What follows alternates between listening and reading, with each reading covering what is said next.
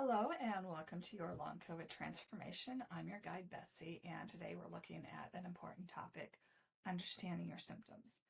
As we explore symptom tracking for Long COVID, I want to emphasize this isn't just about writing down how you feel. It's about reclaiming a sense of control over your health journey. This practice isn't about being perfect. It's about being present with your experience.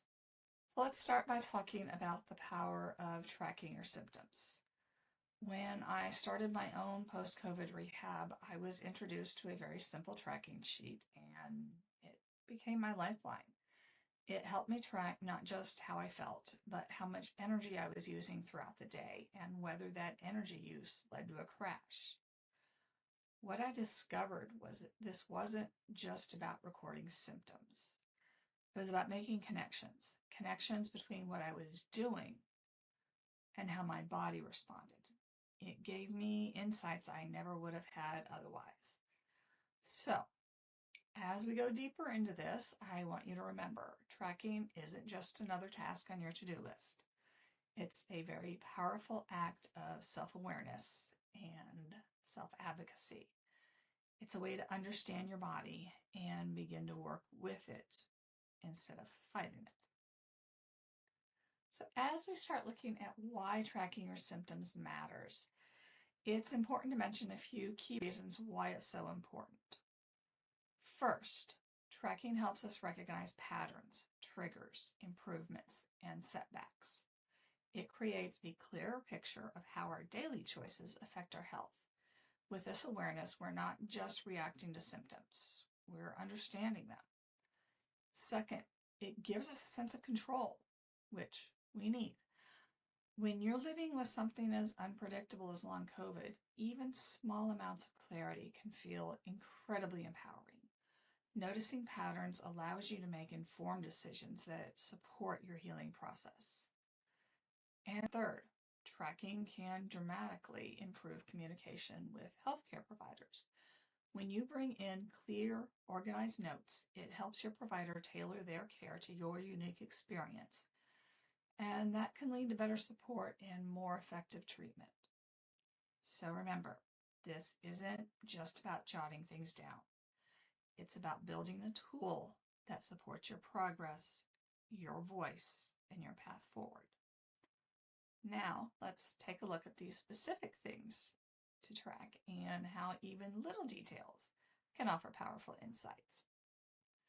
So, first, you're going to start with your physical symptoms. This is going to include anything like fatigue, brain fog, shortness of breath, heart rate, and so on. These signals can give us valuable insight into how your body is responding to daily activities. Next, look at your emotional and mental health. Tracking your mood, anxiety levels, and feelings of depression is just important. Long COVID affects more than just the body. It impacts your mind and your spirit too. And recognizing these shifts helps to create a more complete picture of your overall wellness.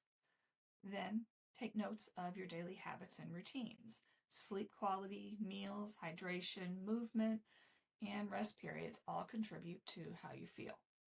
These everyday choices can influence your energy levels and symptoms more than you might realize. And finally, be aware of external factors, things like weather, stress, medications, even new illnesses. These can play a major role in symptom flare-ups or crashes. Now, don't try to start tracking everything at once. Start small and add to it as this becomes a habit. By tracking these elements, you'll begin to notice patterns that can guide your decisions, which help you better manage your health with clarity and confidence. One of the best places to start is with the tracker I shared when you joined our community. I created it specifically with fellow long haulers in mind because I know how overwhelming this journey can feel. You can also use a journal or simple notebook. It's easy, accessible, and a powerful way to record your daily experiences. This kind of reflection helps you to notice patterns, track changes, and make sense of what your body is telling you. You might also want to explore digital tools or apps. Whether it's a symptom tracker, a spreadsheet, or data from a wearable device, tech can make this easier. Personally, I use the visible wearable, and I love it. It keeps things organized and often highlights trends I might have missed on my own. The wearable tracks your blood pressure and your heart rate variability, which correlates to how you feel. You can also put in your symptoms throughout the day, how well you felt, things like that. And there is one key to all of this, no matter what you use to keep track of everything. Be consistent. You want to try to track some of these symptoms at the same time each day. This creates a steady rhythm and helps your data stay clear and useful.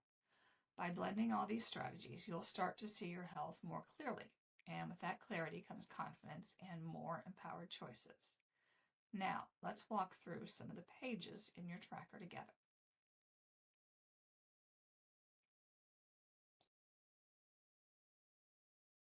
First 3 pages we're going to look at work together to help you connect the dots between what you eat, how you move, how you feel, and how your energy flows over time. The first page is a simple grid for logging meals across the top and activity along the bottom. That's this one here. And it's about noticing. Are there foods that leave you foggy, activities that drain or restore you? This page helps make those patterns visible. Page 2 here is for anything else that might affect your mood or symptoms, like changes in the weather or personal stress. Things like cold and rainy all day or sister in the hospital belong here. These notes add helpful context to what your body might be processing. Page 3 is a customized energy tracker. Each row is a day, and you'll color in blocks using the key: blue for sleep, green for rest, yellow for low energy, orange for medium, red for high. Since this page is based on a tracker that therapists use for long haulers, stick to these colors to make it easier on them when they're looking at it. That's what they're expecting. I added the orange, by the way, medium. Anyway, you're going to use an X anytime you crash. That's shown up here. Sorry. There we go. And if you catch a crash before it really happens and manage to pivot, you're going to mark it with a slash. I also added the slash. Now the example here shows some sleep, rest, sleep, followed by some yellow, green, up to red, and then a crash with resting and sleep. And at the bottom, right here, you're going to record what you were doing before the crash.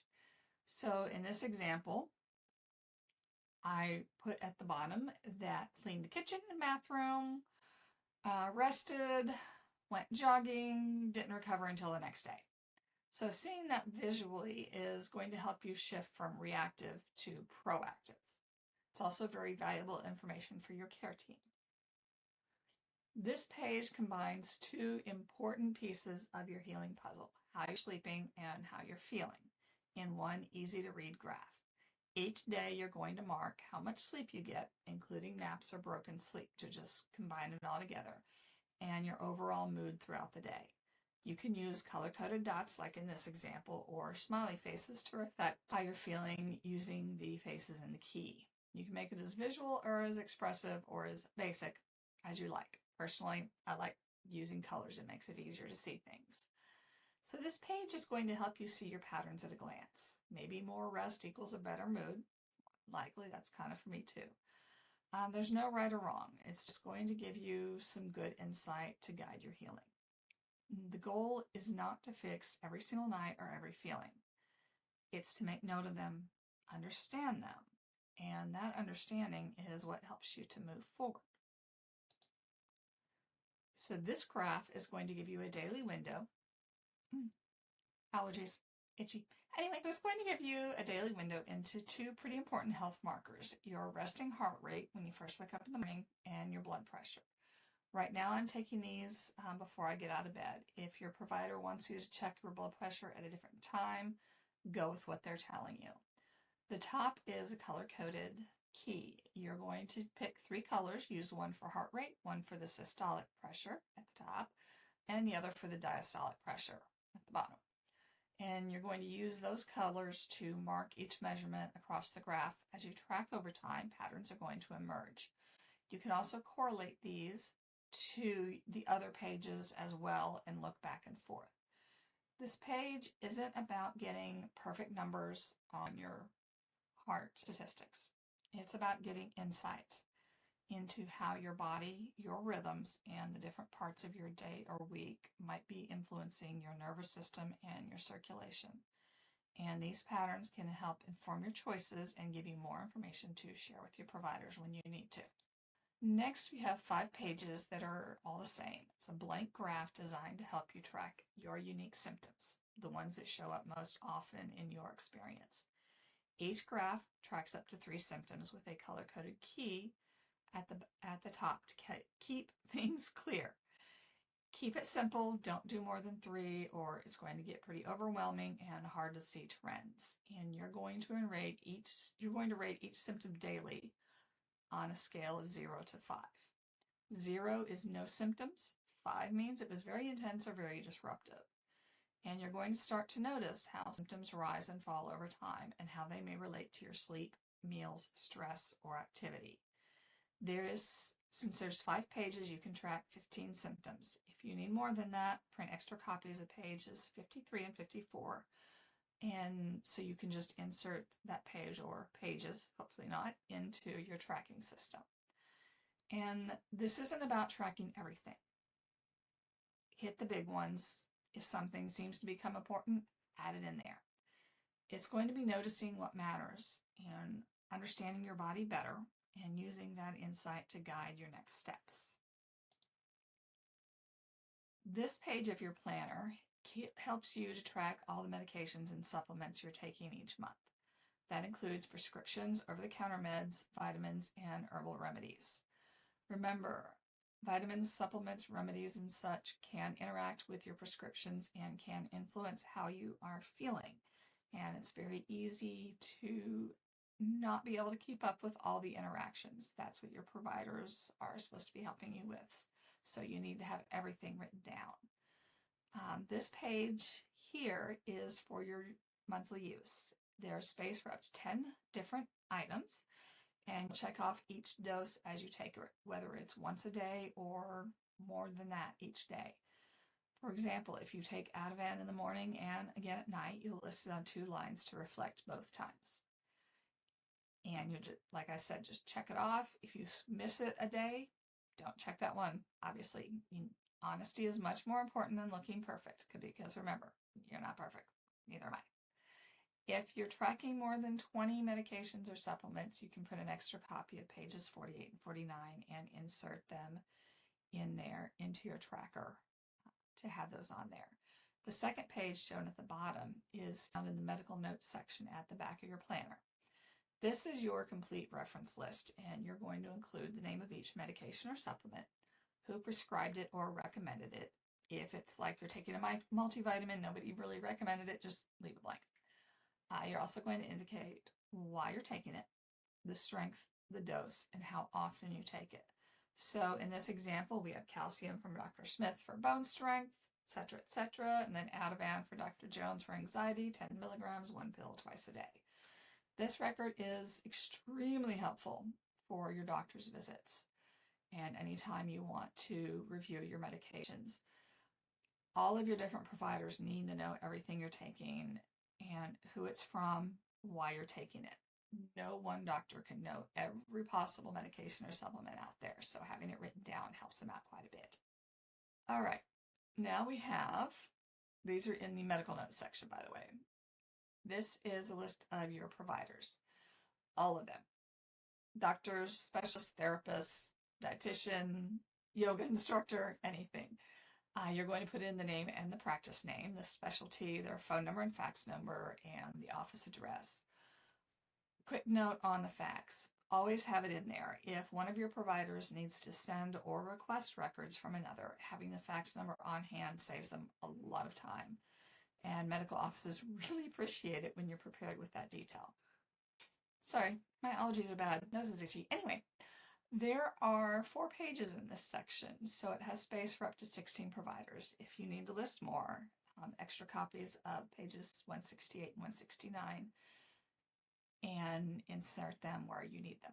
The second page is for tracking your medical appointments. There's a lot of these in there. I recommend using 1 page per provider. Put their name at the top and keep all visit notes for that provider together. You'll want to make note of what you want to tell the doctor at the visit, as well as the date of the visit, what they told you to do, suggested, ordered, any follow-up actions, labs, referrals, and so on. So here I have that the visit was Dr. Smith. The notes to share included legs feel numb lately and having more trouble thinking clearly. The provider recommended a referral to a neurologist and said that you should hear back from them within a week, and you've written down the name of the new practice and their phone number. This is going to help you walk into your appointments prepared and walk out knowing exactly what was discussed. No more trying to remember it all later. Your planner holds it for you. Tracking isn't just about collecting data. It's about relief. It's about turning something that feels overwhelming into something you can see, understand, and share with confidence. Long COVID is complex. Most people are working with multiple specialists, neurologists, cardiologists, pulmonary, primary care, and so on. And it can be overwhelming to manage all the moving parts. And like I said about medications, no one provider can be familiar with all aspects of this condition. It's just not possible. Having this is going to make it easier on them and you. So this tracker is going to help you notice patterns in your symptoms, energy, and triggers. Communicate clearly with your providers without relying on your memory. Share consistent information between the different offices and keep everything organized in one place. Instead of trying to remember when your symptoms started or how long a flare lasted, you can flip open your planner and have the details ready. That's powerful. It means your voice is stronger in the room and your providers have a clearer picture to work from. You don't have to carry it all in your head anymore. The tracker holds it for you. So, as you track your symptoms, you want to be able to analyze the data. You're going to start by looking for trends. Are there specific days or times when your symptoms consistently get worse? Pattern recognition can reveal important insights, especially when things feel unpredictable day to day. Next, you want to connect your symptoms to any specific activities or events. Did your fatigue spike after a walk? Did brain fog increase after a busy, overstimulating day? Making these connections help you understand what your body is responding to and why. So thank you again for joining me today. I hope this gave you a clearer understanding of how to track and interpret your symptoms. If you're ready for the next step, I recommend watching Breathing 101. It's a great way to begin reconnecting with your body through gentle, intentional breath work, a foundational tool for managing long COVID symptoms.